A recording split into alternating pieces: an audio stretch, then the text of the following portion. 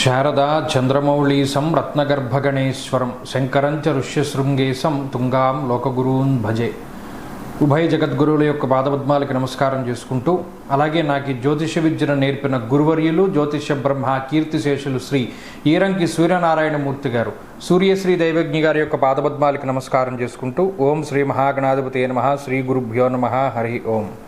వీక్షకులందరికీ నమస్కారం.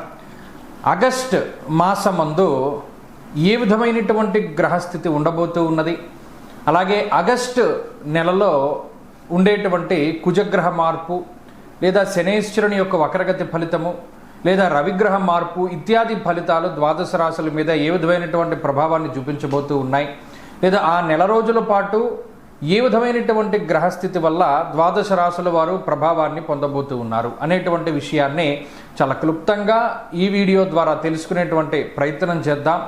ముఖ్యంగా ఈ శాస్త్ర సంబంధమైనటువంటి విషయాన్ని అతి పురాణ గ్రంథమైనటువంటి గోచార దర్శిని వంటి ఉత్కృష్టమైనటువంటి గ్రంథం ఆధారంగా పూర్తి శాస్త్ర ప్రమాణాలతోటి ఈ విషయాలన్నింటినీ కూడా చెప్పడం జరుగుతూ ఉన్నది. ముఖ్యంగా ఈ ఆగస్టు మాసంలో ఉండేటువంటి గ్రహస్థితిని గనక గమనిస్తే, ఆగస్టు 2వ తారీఖున ఉత్తరా నక్షత్రం 2వ పాదంలోకి శుక్రుని యొక్క సంచారము జరుగుతూ ఉన్నది. అనగా శుక్రుడు తన యొక్క నీచక్షేత్రమైనటువంటి కన్యలోకి ప్రవేశం చేస్తారు ఆగస్టు 2వ తారీఖు నుండి. తదుపరి మాసం అంతా కూడా ఆయన అక్కడే సంచారం చేస్తారు. అలాగే 3వ తారీఖున మృగశిర నక్షత్రం 3వ పాదంలోకి కుజుని యొక్క సంచారం జరుగుతుంది. అనగా మిథున రాశిలోకి కుజుని యొక్క సంక్రమణం జరిగి ఆ నెలంతా కూడా కుజుడు అదే రకంగా ఆయన సంక్రమణం చేస్తూ ఉంటారు. అలాగే 18వ తారీఖున సూర్యుని యొక్క మార్పు, ఇప్పటి వరకు కర్కాటక రాశిలోకి ఆయన యొక్క సంచారం సాగింది. 18వ తారీఖున కర్కాటక సంక్రమణాన్ని వదిలిపెట్టి ఆయన సింహరాశిలోకి ఆయన యొక్క సంక్రమణాన్ని ప్రారంభం చేస్తారు. అంటే 18వ తారీఖు నుండి మాసం చివరి వరకు కూడా రవి యొక్క గమనము అనేటువంటిది సింహరాశిలోనే ఉంటుంది.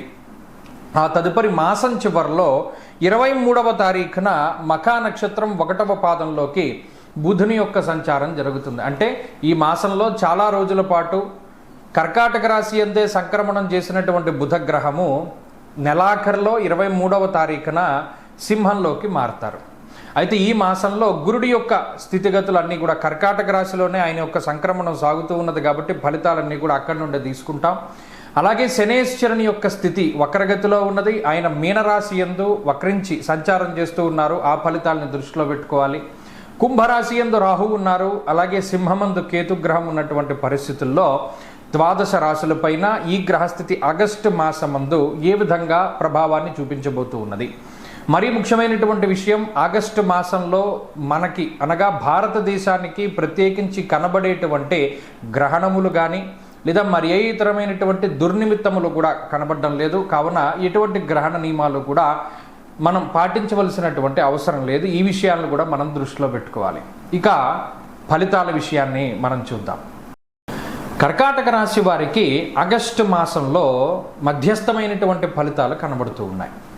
ఈ రాశి వారికి ఇప్పటి వరకు ఉండేటువంటి కుజుని యొక్క బలం తగ్గింది.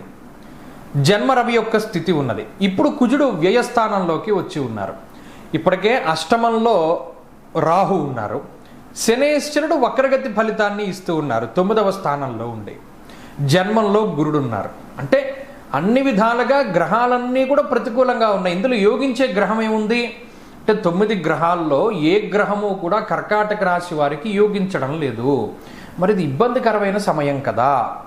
జన్మరాశి యందు రవి, జన్మరాశి యందు బుధుడు, అలాగే 12వ భావమందు కుజుడు, అష్టమమందు రాహువు, శనేశ్వరుడు ప్రతికూలంగా ఉండడం, జన్మరాశి యందు గురుడు, ఇలా కేతువుతో సైతంగా శుక్రుడితో సైతంగా ప్రతి గ్రహము ప్రతికూలంగా ఉన్నప్పుడు మనం ఏం చేయగలుగుతాము? చాలా జాగ్రత్తగా ఉండవలసినటువంటి సమయము. కర్కాటక రాశి వారిది ప్రధానంగా గుర్తుపెట్టుకోవాలి. ఏమంటే ఏ రకంగా, ఎందుకంటే మంచి ఉన్నప్పుడు మంచి, చెడు ఉన్నప్పుడు మనం జాగ్రత్త పడాలి. అటు వెళితే జారిపోతావు అన్నప్పుడు అటు వెళ్ళకూడదు సాధ్యమైనంత వరకు. లేదండి మనం వెళ్ళాలి ఖచ్చితంగా. అలాంటప్పుడు మనం ఏం చేయాలి? ఒక జారనటువంటి చెప్పులు వేసుకో, లేదా ఏదైనా టైర్ వేసుకుని టైర్ మీద నుంచుని ఒక్కొక్కటిగా దాడుతూ ఉండేలా ఏదో ఒకటి చెప్తారు కదా, ఒక పాకుడు జారే ప్రదేశం ఉన్నప్పుడు. అలాగా సరే మనం జీవితంలో ముందుకు సాగాలి. ఈ గ్రహస్థితి ఇలా ఉన్నప్పుడు ఏం చేయాలండి? ఒకటి, జన్మ రవి లేదా జన్మ గురుడు ఏం చేస్తారు? అహంకార భావాన్ని పెంచుతారు. ఒక రకమైనటువంటి అహంభావం పెరిగిపోతూ ఉంటుంది. నువ్వేంటి నాకు చెప్పేది, లేదా నువ్వు చెప్పేది నేను వినడమేంటి, నేను చెప్పింది నువ్వు వినాలి కదా, లేదా నేను చెప్పింది చేయాలి కదా అనేటువంటి భావం పెరుగుతుంది. అటువంటిది పెరిగినప్పుడు దాన్ని తగ్గించుకోవాలి. ఒకటి, ఉన్నతాధికారులతోటి మాట పెరిగినప్పుడు మన తప్పున్నా లేకపోయినా అక్కడ మాట్లాడకూడదు. అదేంటండి నేను తప్పు చేయలేదు కదా, నన్ను తప్పు చేసావు అంటున్నారేంటి అని మనం ప్రశ్నించకూడదు. దీనికి మౌనమే సమాధానము. తోబుట్టువులు, అన్నదమ్ములు లేదా కుటుంబ సభ్యులు ఎవరి నిందారోపణలు చేసినా మాట్లాడకూడదు. ఏమన్నా మాట్లాడకూడదు అంటారు, మనం ఏం చేయలేదు కదా అంటే, ఇప్పుడున్న గ్రహస్థితిలో మీరు ఏది మాట్లాడినా మీరు చెయ్యని తప్పు కూడా మీరు చేసినట్టు అవుతుంది. అటువంటి గ్రహస్థితి కాబట్టి చాలా మౌనంగా ఉండడం చెప్పదగినటువంటి సూచన. ఈ గ్రహస్థితిలో ఆరోగ్యాన్ని జాగ్రత్తగా చూసుకోవడం, ఏదైనా నిందారోపణలు వస్తే సౌమ్యంగా భరిస్తూ ముందుకు వెళుతూ ఉండడం, ఖర్చులు ఎక్కువ అవుతూ ఉంటాయి, జాగ్రత్తగా వాటిని బ్యాలెన్స్ చేసుకుంటూ ముందుకు వెళుతూ ఉండడం, తీరిక లేనటువంటి సమయం అంటే అసలు మీ క్షణం తీరిక లేదు కానీ ఆదాయం లేదు అన్నట్టు ఉంటుంది. అసలు ఖాళీ ఉండదు కానీ దానివల్ల ప్రయోజనం ఉండదు. అలాంటి పరిస్థితులను కూడా ఎదుర్కొనవలసి వస్తుంది. బంధుమిత్రాదులకు కానీ లేదా ఇంకొకళ్ళకి కానీ ముఖ్యంగా భార్య తరఫు బంధువులకు కానీ మీరు చాలా చులకనగా మారుతూ ఉంటారు. అయినప్పటికీ మాట్లాడకండి. ఈ ఒక్క నెల మాట్లాడకండి. ఈ నెల గనక కొంత సౌమ్యంగా ఉంటే వచ్చే మాసంలో అద్భుతాలు వస్తాయి. ఈ మాసం అంతా ఏం చేయాలండి? చాలా అద్భుతమైనటువంటి ఈ దోషాలను పోగొట్టేటువంటి పరిహారం ఒకటి చెప్తాను, అది జాగ్రత్తగా మీరు చేస్తూ ఉండండి. గణేష పంచరత్నము, ముదాకరాత్తమోదకం. చక్కగా గణేష పంచరత్నం ఉంటుంది. ప్రతిరోజు పొద్దున లేవగానే చదువుకుంటూ ఉండండి. మిమ్మల్ని ఏ ఇబ్బంది కూడా ఏమీ చేయలేదు. గణపతి ప్రత్యేకించి ఆయన చూసుకుంటారు. అదొకటి చేయండి. ఈ మాసంలో మంచి ఫలితాలను మీరు పొందగలుగుతారు.